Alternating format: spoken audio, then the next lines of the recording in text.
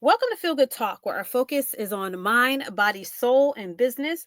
You are now tuning in to Let's Talk About It with Izzy Meditates. I am super excited today. I have a very special guest. He holds a space in my heart for many reasons, and his story is of perseverance, strength, and wisdom. And without further ado, I'd like to introduce Datfool Cripcurry. How are you? Good to see you. I am blessed. I am blessed. How about yourself? I am awesome. This is a awesome conversation to have in the beginning of the new year. So we'll jump right in. Um, I've been following you on social media for a long time, watching all your videos, and your career is just taking off. And then suddenly, out of nowhere, you were taken into custody. And so I saw the video. I was like, "Oh my goodness, what is going on?" Let's talk about that. Let's talk about what happened. Oh man, well actually that is a very beautiful, intricate chapter in the glory story of my life. And to be brief as possible, to also paint a detailed picture for our listeners, I would have to start, but also rewind back to 2010 when I was sentenced to 15 and 20 years. So at that time, I was convicted and found guilty of two robbery with a dangerous weapon and a firearm by felon. And all three of those charges were ran consecutive, and it equaled up to 15 to 20 years. Well, like most people, you have the opportunity to appeal that decision. So in the process of appealing that decision, there a clerical error happened. They say it was an accident. If you ask me, it wasn't nothing but God in the universe working Right. beautifully and gloriously like it does. But anywho, as this happened, one of my sentences got vacated. So instead of my release date being 2029, it dropped down to 2019. Oh wow. And yeah, this was a beautiful blessing for me. I was grateful. Plenty thanks, plenty gratitude. Like I was on top of the world because I was like, even though I still had to do 10 years, that's better than doing 20 years. Right. But when they vacated my sentence, the sentence that they vacated, it had all my jail credit on. And so by law, you get your jail credit. So I knew that if I could get that, then I could actually come home even before 10 years. Right. Well, in doing so, I started writing a whole lot of people trying to get help with it. And they wrote me, it was like, hey, man, just write your trial lawyer. Right. So when I wrote my trial lawyer, he wrote me back and said, hey, man, listen, I know you want me to try to get you your jail credit, but this was an accident. This is not supposed to be happening. If I force this and push this, then it is highly possible that they'll see that they made this accident and your release date will go back from 2019 to 2029. So if I was you, I have no obligation to, point this out, and I would just see what happens. So right. I took my legal advice as counsel. Right. And so 2019 came, boom. They let me walk out them gates, and it was one of the most beautiful, exhilarating, exciting feelings I ever felt, just to be back home again after doing so much time, to be back with my family, my loved ones, but also like just to have a new lease on life and to go do what I always dreamed of. So I completed my parole. I was working, I was doing what I needed to do, and then about 2 or 3 years later, I actually got into a situation where I accumulated some new charges for allegedly trafficking narcotics. Well, I can't talk too much about that situation because, as they say, when they arrest you, what you say can and will be used against you. Right. They do not lie. They're right. worse than the tabloids. They will literally take the piece they want out your sentence and then run with that and try to fry you like grease in a pan. But anywho, so when I get locked up, my lawyer comes to see me and he says, hey man, I see you got these new charges. I know we don't have the motion of discovery and whatnot, but from what I see, man, I really feel like you can beat this case and you shouldn't be too much worried about it. But on the other hand, were you supposed to be in prison serving 20 years? Right. And so as soon as he said that, man, I ain't gonna front. I looked down and started shaking my head like, dang. Right. So he said, well, apparently the DA looked at your file and they found this and they're all ready to make a deal with you. So I'm like, what you mean? He said, well, if you, they already contacted the county that this happened in, and when you go there, they're going to put the 10 years back on you. But if you go ahead and plead to this deal, they'll take the new charges you got and run them together with it and give you another 10 years, and give you 10 years, so you'll just have to do 10 years. Well, being in the system and knowing the system, and not even being in Superior, knowing that they're really ready to offer a deal like that, I knew that their evidence was weak. I knew it wasn't a strong case, and I knew that definitely showed me that I could beat the case. But the thing that was really on my mind was, I was already sentenced to that, you know, saying that 20 years, and I would have to go back and do that 10 years. Right. And as soon as I go see the judge, he was gonna put that time back on me. Right. Well, I started contacting my family. I started letting them know, like, listen, man, this is what they're gonna do. This is what's gonna happen. There's pretty much no way around it. Man, I gotta get out. You know, I gotta go. And so I had a $350,000 bond. I posted bond, and I came home. And you know, it was a weird situation because I literally came home a week before I would have to go to court for this and get it fixed. So it was like, hey, do I throw away all that money, or do I try to live my best life in a week, or what? So you know, my mind went back to what it knew: run. Ever since I was in group homes and foster homes growing up, I always ran, and like it was a survival skill. That's what I always known. So my mind went back to a survival instinct. So I ain't gonna front. I wanted to go out the country and try my luck at that or whatever. I didn't care anything to just not go back to prison.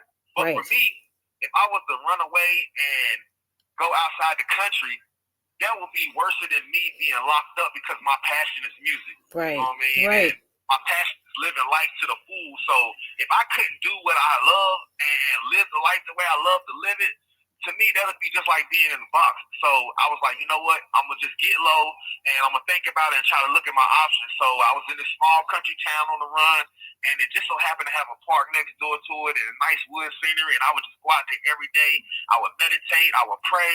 I would talk to God, talk to myself, and just reflect and stuff like that. And I'll never forget, clear as day, I heard a voice say, hey, chase your dreams, but just do right.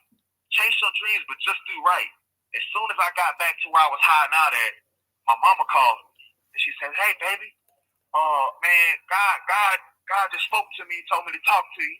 He told me to tell you that he said just do right." So I ain't gonna front. Now I'm like, hold up. Right. Mom wasn't there when I had this conversation with God. I just got some confirmation, and so now I'm really thinking about this. So I'm like, okay, he said chase your dreams and do right. I'm like, man, I don't even know. All I know is after that, the universe just started twisting and turning and working. Right. So. I actually, you know, when you're on the run, you ain't supposed to be posting on Instagram, social media, Facebook, none of that. You know, I'm showing the new house I got and everything. You know, not like the dresses or nothing like that. But anyway, but next thing you know, I met the rapper Boosie through one of my best friends, Red Dread, and next thing you know, his manager hits me up and says, "Hey, man, I see you just came home. Are you on papers? Are you on? Can you travel?" I'm like, you know, I ain't want to tell him nothing, so I'm just like, yeah, man, I'm good. He said, man, look, I'm about to book your flight. Man. Come down to Atlanta. So I'm just like, shoot, all right. Right. You know, the universe working. Right. And so, yeah, so I get down there, and it was the most beautiful experience I ever had. So inspiring because, like, you know, I met rappers before. I've been around rappers. I actually was before I got caught these charges, I was getting ready to sign a record deal, and I only lost that deal because I caught these charges, and ain't nobody want to put money into a artist that, you know, got new charges that they're dealing with. And so, but anyway, when I get down there, man, you know that, like, everybody know, like, you could be famous, you know what I'm saying, you could be an actor, you could be a rapper, you could be whatever, because we see all this on TV. But it's different when you're living that lifestyle or you're around that lifestyle for real, and it really becomes real to you. Right. So I believe the universe wanted to show me that this is a real thing, and this can be real, and it is real. And I spent the whole weekend with Boosie and his manager just, like, club hopping, watching him, you know, get paid for shows, living his lifestyle. And I was just like, man, this is what I dreamed of. This is it. Like, I was doing shows and stuff like that, but he was really doing it. And so it became so real to me that, you know, I got on the plane, they flew me back, you know what I'm saying? And as soon as I got back, once again, I heard a voice clear as day, and it said, "Go back to Atlanta." I was like, huh? It said, "Go back to Atlanta." And so I'll never forget, because I had $300 in my pocket. Right. And I bought a plane ticket, and that was like $200. And I went down there with 2 outfits, 2 pair of shoes. And the next thing you know, I went to one event, I would network, and it would turn me on to another event. Man, I did all the open mics, and I just kept working and grinding. But I literally watched the universe make it absolutely easy peasy lemon squeezy for me. Like, all I did was do right, put my good foot forward, and just, you know, just believe and chase my dreams. And so next thing you know, I just started blowing up. I got invited to be on a reality show. Like I said, I'm doing shows, I'm doing club promotions, I'm modeling, I'm making all this money doing promotion. man, everything is going beautiful. Like I said, honestly, I'm just living my dreams, and it's just I'm watching it grow and get bigger and bigger. I began to be co-hosts on other people's podcasts. I went from being interviewed to being a co-host. Like everything was just, man, it was like a snowball effect, but instead of going down, it was going up, and it was just getting bigger and bigger and bigger, reaching the top. Well, as things began to get glorious, I just got done doing a show in Texas, and on the way back, I get a phone call. And this guy, you know, it's an old friend of mine that I haven't talked to in a long, probably like 10 years. Oh, wow. He messaged me like a FaceTime message, and I'm like, yo, so I'm like, hey, man, what's up? He's like, yo, man, the bounty hunters, they're riding all through the neighborhood. They're looking for you. They're showing you pictures. They know these people. They know these people, da-da-da. They offering everybody $3,000 just to tell where you at. Oh, wow. You know what I'm saying? So I'm like, no, I appreciate it. All right, when I hung up the phone, my heart dropped down to my stomach because I just know, like, you riding through the hood offering people $3,000. I've been on Facebook posting every show. I'm promoting people's stuff. I'm going damn. And so I was like, man, yeah, I'm like, okay, I'm about to have to face the music. So it was wild because as I get back down to Atlanta and I get back to the mansion, I'm in the room and I'm just like, should I run? Or you know what I'm saying? Should I keep running? Should I do this or whatever? And once again, I heard that voice say, man, just keep chasing your dream. So I kept going strong. We're shooting footage for the reality show. We're promoting major parties, you know what I'm saying? Concerts, everything. And on the last night that I was out there, we was actually promoting a party with Wile E. Coyote where it was Nick Cannon, DC Young Fly, Hitman Holler, a lot of Wild 'N Out cast and stuff like that. And I'm literally on stage with all of them while Nick Cannon's debuting one of his new songs, and I know the bouncers real well, and the owners, they walk up to me and say, hey man, it's 2 federal marshals outside waiting on you.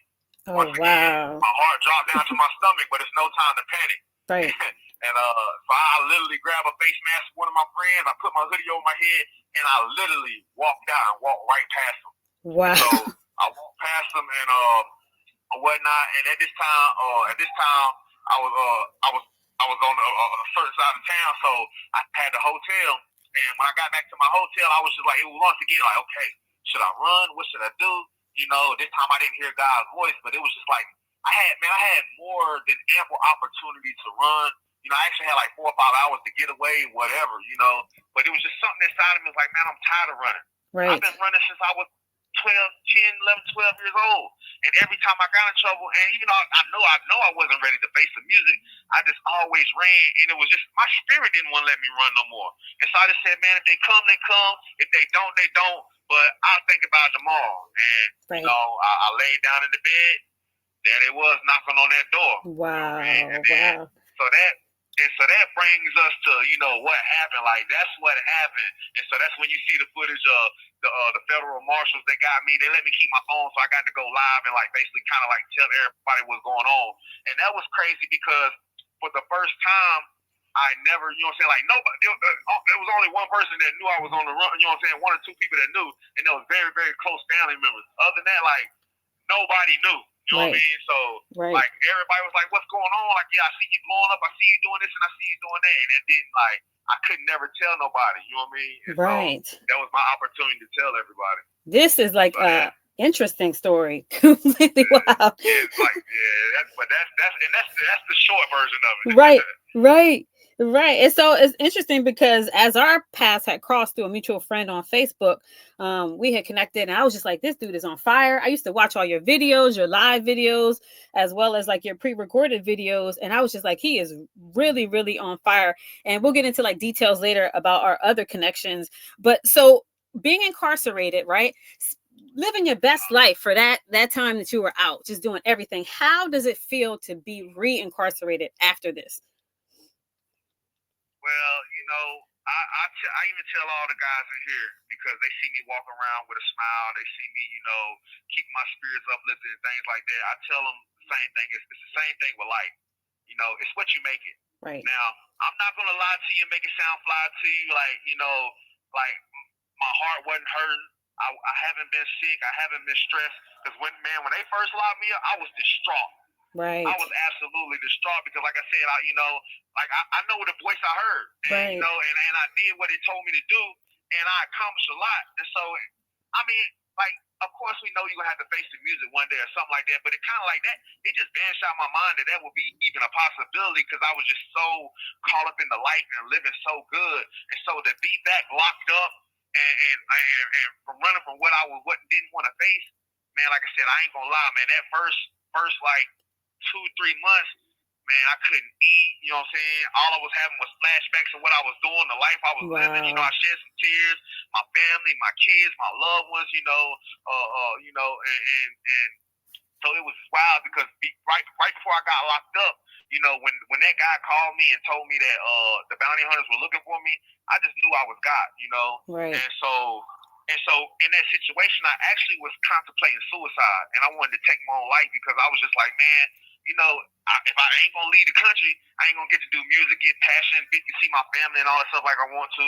And then if I'm locked up, I ain't gonna get to do none of that like I want to either. So I was like, man, I ain't gonna give them no more of my life. And it was so crazy because I had my mind made up, I was ready to do it and everything, and all I had to do was get where I was gonna go. But in order, I didn't want to leave a note because I was in Atlanta. I didn't have no family out there and nothing like that, so I didn't want to leave no note like that. I literally got on my social media and I posted like, yo, this is my last day, #suicide. And Right. when I did that, oh my goodness. So I'm the type of person, like, I'm in Atlanta and where I was going, I had to use GPS. And I'm the type of person, I got to use GPS wherever I'm going. I don't care where I'm going. But when I posted that, man, my phone started ringing, FaceTime started going on, Instagram video messages, Messenger video messages, Right. WhatsApp, text app, everything just started going so bananas that like my phone literally started glitching and almost like overloading. Right. And I was trying to like stop everything, but it blew my mind because to me it showed me how not just how important I am, but how much love that I have out there and how many people actually care for me and stuff like that. And then like from family to fans, man, I had people reaching me. So what happened was I had to actually cut my phone off. Well, Cut my phone off. right. I couldn't do nothing. And I was sitting in the car. And then somebody that knew me and knew where I was at or where I could possibly be, they pulled up. And I'll never forget, like, they opened the door, they pulled me out the car, yoked me up. And you know what I'm saying? She was like, Wow. yo, what are you doing? What are you thinking? You're out here blowing up, man. You're like, you can't take your life. What's going on? You know what I'm saying? And I'll never forget because she said, hey, everybody in prison want to be you. You know Right. what I'm saying? You're doing what you dreamed of. But on the inside, I couldn't tell her, like, that statement hurt me the most because that's what it was. I didn't want to go back. Right. And so when I finally did get to turn over on my phone and see all the love, it gave me a whole new perspective on life because I had people that reached out to me and said, hey, man, you can't kill yourself. I literally listen to your song every day about your brothers dying. Or, hey, man, I listen to this song that you released about coming home from prison and living your best life. Or, hey, man, I watch your funny videos, and that's what makes, they say, man, I look at your videos, I wait to see whatever you're posting just so I can laugh and make it through my day. Right. And it just, and it just blew my mind. So, like I said, when I being here and being incarcerated, I went through that depression state again. But, like, I knew that, man, I'm here. I got to make the best out of it. And, one thing I hate to say it, but I'm used to doing time, so I know how to do time. And there's only two ways you can do it. You know what I'm saying? You can let it do you or you can do it. And so I made up my mind, like, man, experience being incarcerated right now, and this might sound wild and befuddle a lot of the listeners. Right. This is the best time of my life I ever had in my life. Wow. Wow. Wow. And I want you to get into that a little bit more.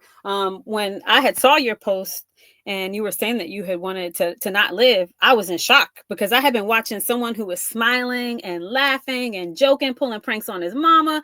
You know what I mean? And so that just goes to show you that you never know what people are battling within. And so I was going back and forth. I was like, well, maybe I should message him. He doesn't know me really, but I wanted to let you know that the light in me sees the light in you because I have battled with those thoughts many times. But I want you to get into your awakening and how that first started.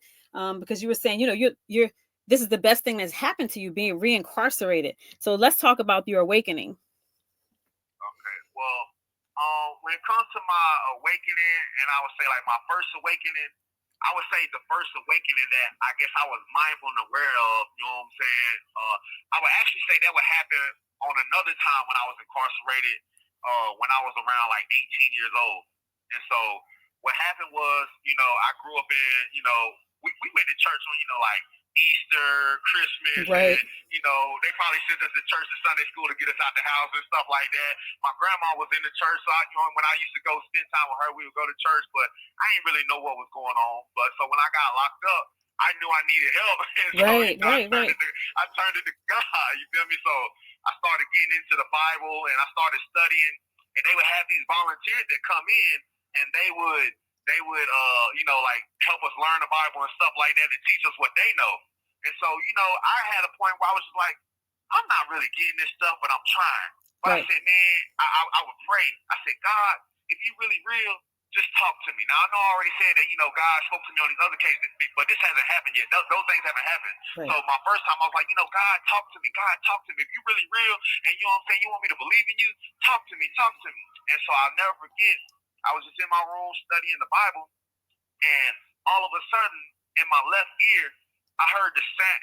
You ever put a seashell up to your ear? Right. Right. Yeah. Yeah, so it was like that, but times 1,000. You know what I'm Wow. saying? So in my left ear, all I could hear was the sounds of maybe waves clashing against a cliff or something like that. You know what I'm saying? But what happened was when this happened, it shook me up and it feared me, but it was so exhilarating at the same time that I stood up and I threw the Bible down on my bed, and then like I said, it kind of scared me, but it felt so sensational as well. Right. And so by the time it stopped, I didn't know what to think of it or whatnot, so I picked my Bible back up. And then when I picked my Bible back up, it was no longer in what I was studying, and it was in the book of Revelations. And in the book of Revelations, it says, the voice of the Lord is the sound of mighty waters. Wow. You know what I mean? Right. And so right then I got on my knees and I was like, thank you, God, you spoke to me. I was so much thinking he's going to say, hey, you better get yourself together. He's going to say, whatever. But like, he spoke to me.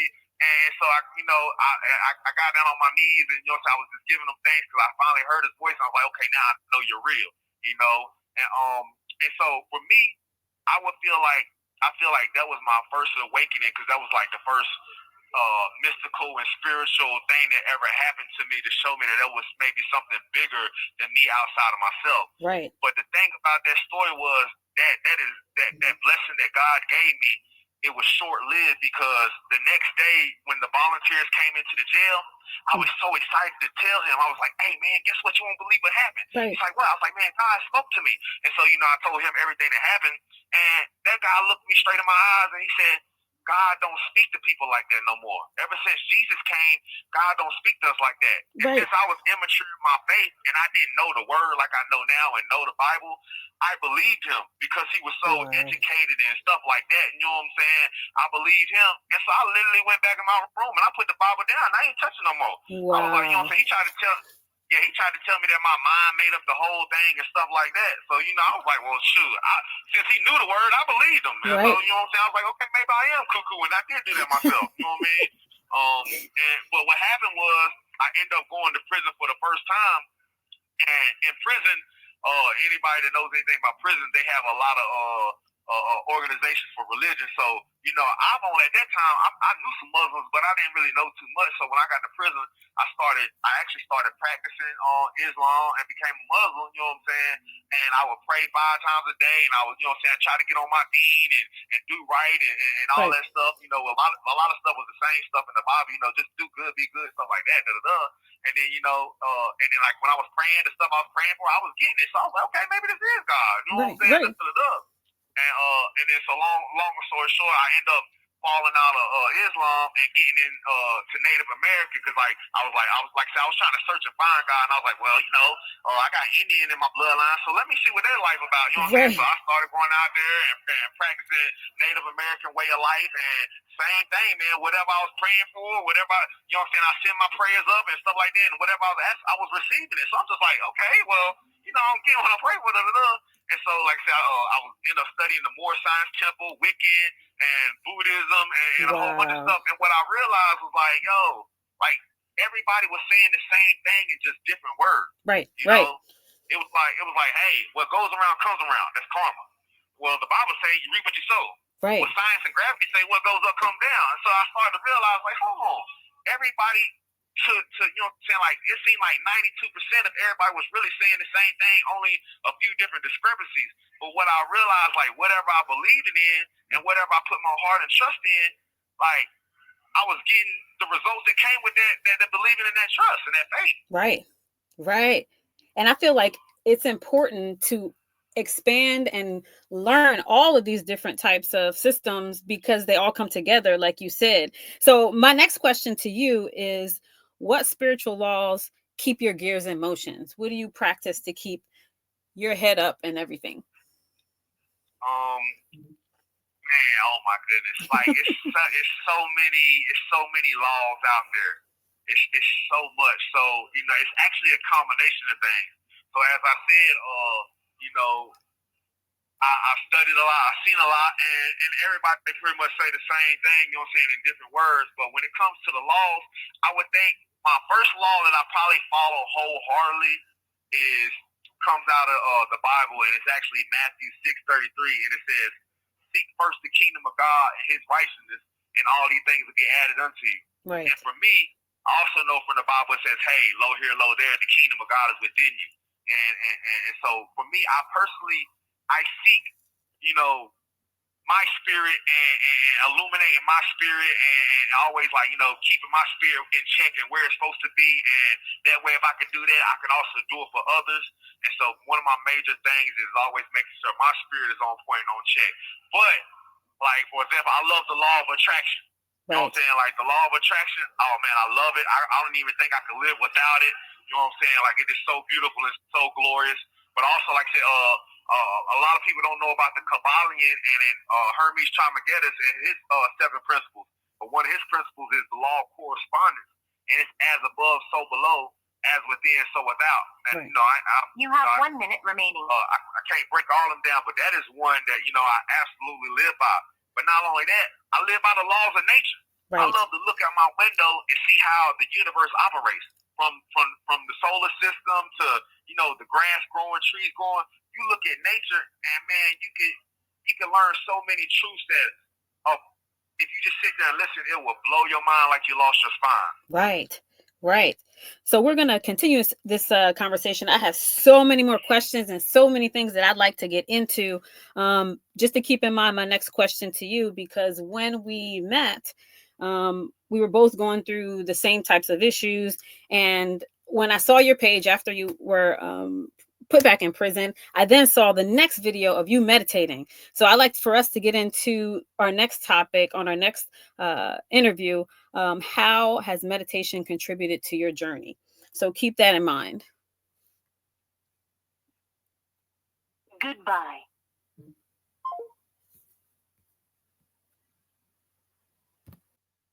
Okay, so before we get into how meditation has contributed to your journey, can you tell me what is your belief system? Oh man, that is a beautiful question. Um, my belief system is I believe in the power of believing.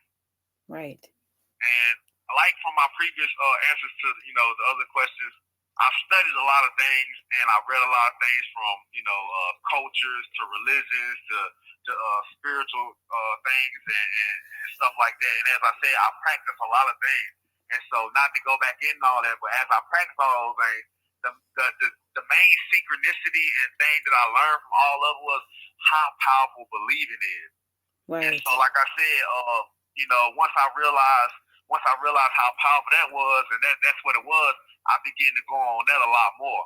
And you know, I may not necessarily identify and say, hey, I'm Muslim or I'm Christian and stuff like that. Because even with studying that, like for example, you know, Jesus, a lot of people don't even know. He said, you know, go make disciples. He never said, hey, go be a Christian or go be this. A lot of people don't even know that like Christian was actually a derogatory term, you know what I'm saying? But they ended up going with it and stuff like that.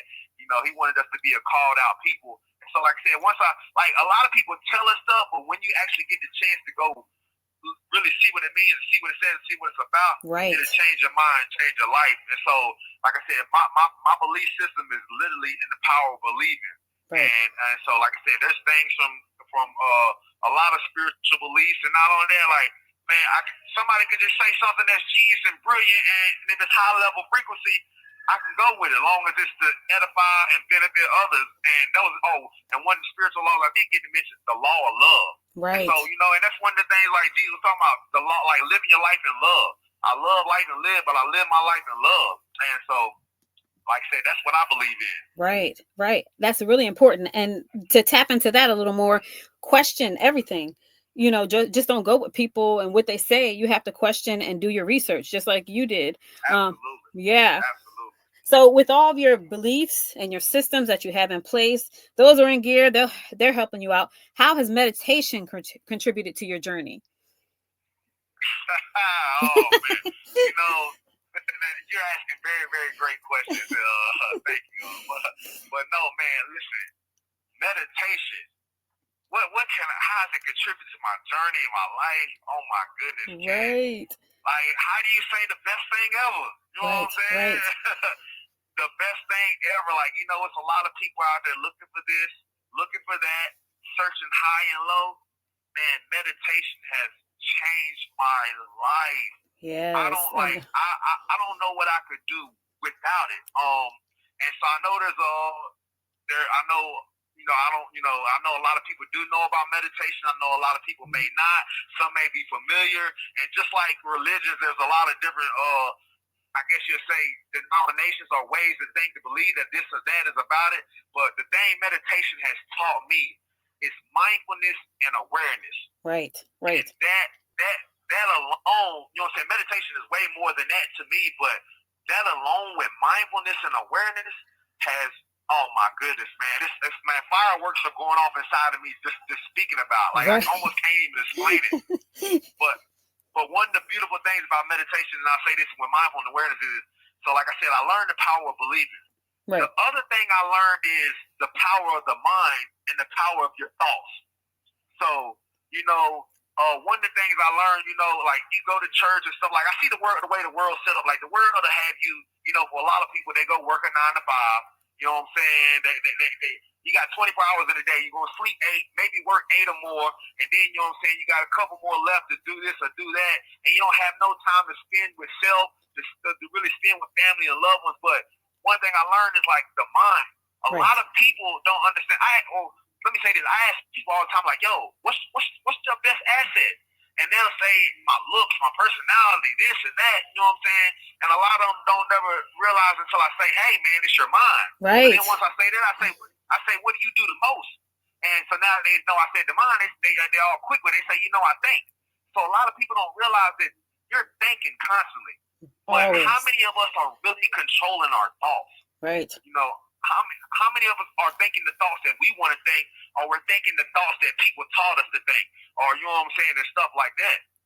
And so that's an even deeper thing. But meditation has taught me how to be mindful and aware, but also to gain control of my thoughts back. You know what I'm saying? Get my authority back. Environment is important. So if you grow up in a certain neighborhood or around certain people, we're sponges. We're going to soak it up. So a lot of times we do stuff without even knowing why we actually do it. Meditation has allowed me to not only dig deep within, but find out, why do I do certain things? Right. And is that really what I want to do? You know what I'm saying? Am I being passive, or am I being active? And for a long time, I have to admit that I was passive. And so I had to get active and take back control. So the beautiful thing about being incarcerated this time is, that is my whole sole purpose of being locked up right now. Right. And I'm not even locked up. Like for me, this is seminary. I'm off at, you know what I'm saying? A monastery, you know what I'm saying? Like, I'm in college, and stuff like that. But so usually when I get locked up, like I have wrote books since I've been locked up. This time I have wrote music, and that's usually my main focus. But this time I said, you know what? My main focus is going to be my mind. Right. And so the first conscious decision that I made was like, you know what? No more negative thoughts, period. Right. Just none. Point blank, period. Now, I'm not going to lie. Everybody know that's easier said than done. You can't stop a bird from landing on your head, but you can stop it from building a nest in your hair. Right. And so, but practice makes perfect, and it works if you work it. And so I began to practice that, and the more you practice, you get to master it. And once I began to see how like things were happening, I wouldn't be negative no more. I was like, you know what? how further can I take this? Right. How further can I take my own thought process? And meditation just contributing to that part of my life has changed my life tremendously and abundantly and gloriously. Right. I'm calling you the mindfulness monk because right now you're spending that time to go within. That's my name for you. That is so And it's awesome to beautiful, man. yes, it's so awesome to hear, and it was beautifully explained. My next question for you is who is the most influential person in your life and why? And I, I don't know. Maybe I could put a spin on this question and say, who was it prior to you being incarcerated, and who is it now that you're in this space of mindfulness awareness? Okay. Prior to being incarcerated, and that's that's a real. Even prior to being incarcerated, I'm a person that I can honestly say that I am influenced by life. Period. Right. You know what I'm saying? And so, but I would have to say, to be truthful and to be honest, before incarceration and stuff like that, I would say my biggest influences were like Tookie Williams, Right. Tupac, Nipsey Hussle, you know what I'm saying, like Martin Luther King, Malcolm X, Gandhi, it's really, and I know I'm missing some names right now, but there was a lot of people influenced my life, but, I really love what Tookie Williams did, and I love what Nipsey Hussle done. Right. And so those was probably my two biggest influence before I got incarcerated. And then, so once I got incarcerated, and it's so funny because, like I said, I study a lot of different cultures and religions or spiritual beliefs and stuff like that. But this time being incarcerated, I've been locked up 32 months, and I really got to study Jesus. Right. And so that's what I was saying. Like the Jesus that people were teaching me about in church or telling me about, I realized that ain't the Jesus that I read about. Right. It's so much more. You know what I'm saying? Right. He is so much more. And so for me, Jesus, you know what I'm saying? Shout out my mama. She's so influential to me too. Hi, mama. But Jesus, man. So with him, like, when I think about the most influential person in my life, I think about somebody that I want to be like, somebody I want to, imitate and emulate and do what they done and do what they did. So when I go back and study him, like I said, man, he stood up against the political people of his time. He was really a revolutionary. You know what I'm saying? Like everything that they know, he brought something totally different. Right. And you know what I'm saying? And when what he brought to bring different, it was also to set everybody free. Right. And it was also to heal people. It was also to help people.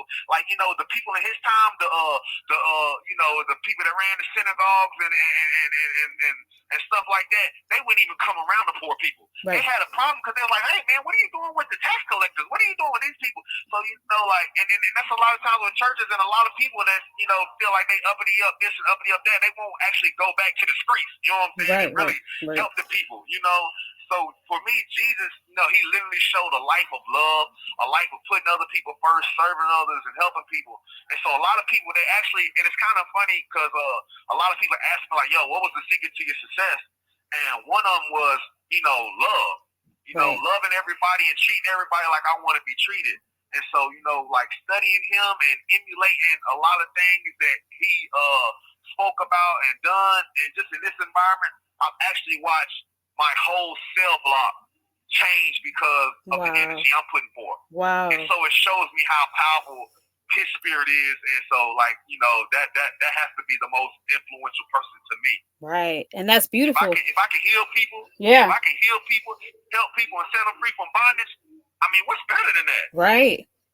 It's beautiful because you are practicing what is basically Christ consciousness, what is taking what is practiced and applying it to everyday life instead of, just reciting Bible verses and all these other quotes and things like that. You're taking it and putting that love of Jesus back out into the universe through practice. So that's beautiful. I like that. I love that. Now, this question right here, because we know the books. What's your go-to? We've written a lot. What's your go-to book when you need uplifting advice or any type of advice?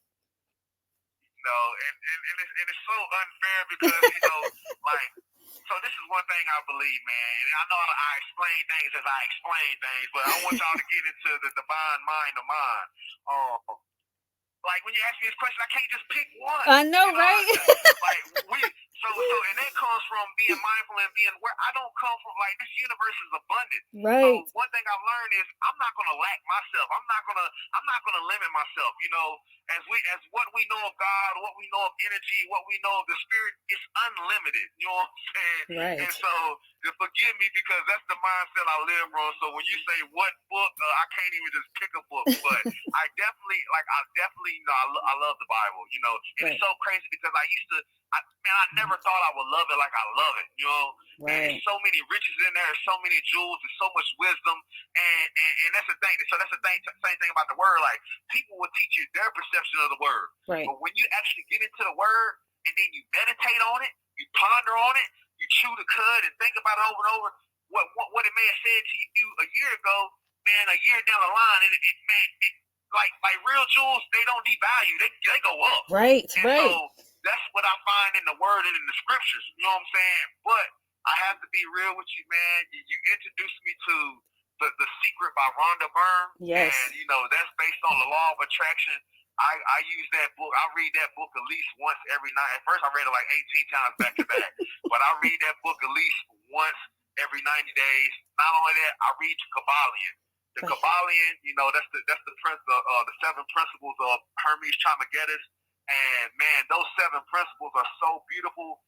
That is what reconciled all spiritual beliefs to me and made me realize what was really going on. Right. So I read that constantly just to stay firm. But I was, to be honest with you right now, the book I go to for uplifting advice, man, it would have to be Your Ultimate Calling, 365 Ways to Bring Inspiration into Your Life by Dr. Wayne Dyer. Yes, I love Dr. Wayne. Yeah, so as I told you, I believe in the power of believing.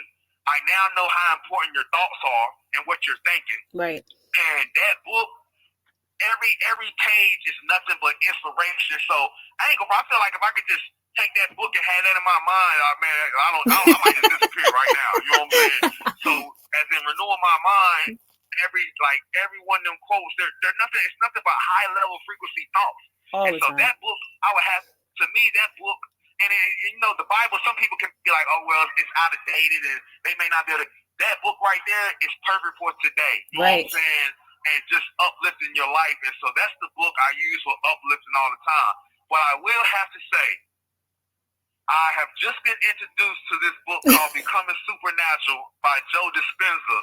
And I'm not even done with it yet, but every chapter, man, it's working wonders in my life, and I'm doing the practices in it, the meditations in it, and stuff like that.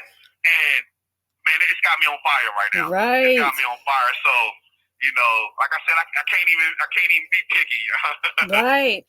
Being mindful and meditation, all of these things that you're putting into practice, along with reading the books and this awareness that you're coming to. This next question, I'm reading it and I'm just like, okay, so I want to say you are the most free person besides Ronald Sanford, who was incarcerated for 175 years. I think it was 175 they gave him, and they finally just released him. And he is free and you are free. So when I ask this question, when I say, what do you miss about being free? I mean, you are completely free in your mind, your soul, your thinking, and everything. Free meaning not incarcerated out in the world. So what do you miss about not being out in the world? You definitely rephrased that and corrected that very beautifully, because as I said, I ain't gonna front, and this may sound crazy to all the listeners, but I can truly admit right now, cross my heart, hope to die, this is the freest I ever been in my life. Right. I like no mental bondage, you know what I'm saying? Man, no spiritual bondage. I am freer than a free bird. But what I miss most about, you know what I'm saying, like being on the outside, I miss, I don't think people really understand the opportunities they have available, you know what I'm saying, right there. Right. To just go get it, to just go make it happen, to just believe in, everybody wants that final picture of the vision, but you know what I'm saying, they don't understand it. It is a process, and you just work the process and trust the process. So, I miss being able to put put things together. Right. So like when I have a vision, I look at it like a puzzle, and it has all these pieces. And so when it comes to putting this puzzle together, it's easy to put the pictures on the outside of the frame together because they're straight in line, they're squared off, and then you group the other pictures that look alike, the other pieces that look alike together. But the more pieces you put together to the puzzle, the clearer the puzzle gets. And I miss that. Yeah. I miss being able to, go put my dreams together to make them happen. But not only that, to help other people get their picture together too. And I'm able to do that to a certain extent in here, but the abundance that I was able to do it on the outside, man, I miss that so much that words can't even express it. Right. And like you said, you are doing a lot that is actually what you're doing on the inside is going out. When people leave, they're taking that seed that you have planted and carrying it to their families and to their friends. So I think that that's amazing. I know that you have some things coming up. Tell us about some of them, some new things that might be going on in your life. Oh man, life is beautiful. The universe is sending me everything I need to become who I want and need to become. So, I can't really look at tomorrow so much. I just focus on today. Right. I already had a mistrial for the charges that I'm incarcerated for right now. I got everything taken care of, everything handled. So as I was speaking about, the beautiful thing about it, they let me out for and I didn't have to do those 10 years. Well, I went to court, and by law, they gave me jail credit for every single day that I was free. You know what I'm saying? Because it wasn't my fault. They let me out on accident. So that got put behind me. That's something I don't have to worry about. And as I said, so I got everything taken care of, everything done. Now, with these final charges that I have, like I said, I've already been to trial and had a mistrial. I'm supposed to actually start trial again on the 13th. But, when you watch God bring you through something already, like, why worry about something you already brought you through? Right. But for me, it's just a daily thing of the mind. I'm working on books. I'm co-authoring a book with a lovely lady that I know. Yes, sir. Got that going, flowing, and growing.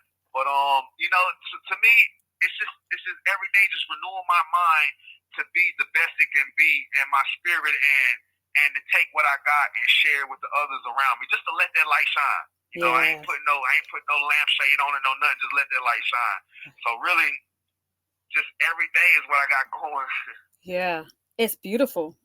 And I want to say before we come to an end of this interview, in which there will be many more, what message or quote would you like to leave with our Feel Good Talk family?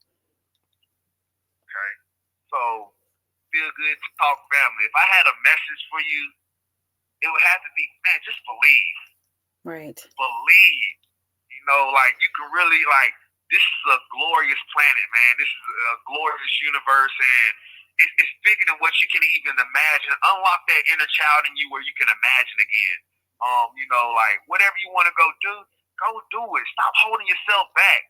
You have every day you have the opportunity to make the best out of every opportunity. And yeah, that's a quote, but that's not the quote I want to give y'all. But y'all got it out there, man. You know what I'm saying? It's a lot. I know you look around and see, all this stuff, man. Don't even pay no attention. Just focus on the blessings in life. Really count your blessings. Really be thankful, and only keep your mind on that.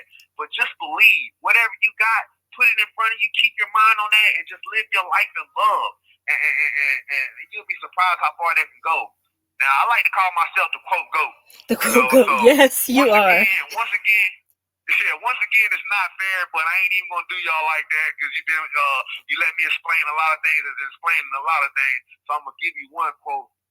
But I love a lot of scripture. I love, quotes. I feel like quotes are just like scriptures. You need those things not only in your back pocket, but in your mind and your heart to keep on going. And you know what I'm saying? Not just to start, but to keep on going. But I actually I wrote a book since I've been in here called 100 Wise Sayings from a Fool, and it's full of quotes. And it's actually a quote I wrote, and I say, "You are where you are and who you are because all the thoughts you ever thought. If you want to be better, just think greater." And so that would be my quote for everybody. Like I said, the mind, man, it's your mind, it's your thoughts, man. You get that thing on track. You train to be like a train. Don't look back and just keep moving forward. Like, man, I'm telling you, I love it. You will change your whole world. I love it. And I want everyone to take that to heart. Where can our Feel Good Talk family and beyond, how can they connect with you? Right now, I have my Facebook page. Is Datfool Cripcurry. First name Datfool, last name Cripcurry. I'm sure you're gonna put the handle up there and stuff like that. So you can reach me on there and reach me in my messages. If you really want to really reach out to me as well, you can contact the lovely, beautiful goddess and queen Izzi Meditate. I'm sure, like I said, we're gonna put some more information up on there. But man, feel free to reach out, man. I love it, man. I love the network. I love to correspond, and I appreciate y'all for y'all time and just listening and hearing us out. Absolutely. So I'll be sure to put all this information inside the post. That way you can reach out and support Datfool Cripcurry. And I want to say thank you for coming on today. I want to say you're a beautiful soul and you're doing so many awesome things out in the universe. These seeds that you are planting are amazing. I love this. I'm looking forward to new things that are coming out for you. And we shall talk again. This is good. This is just part of a conversation. We will have more. Thank you. Y'all be blessed and have a glorious day. Thank you. We'll talk soon.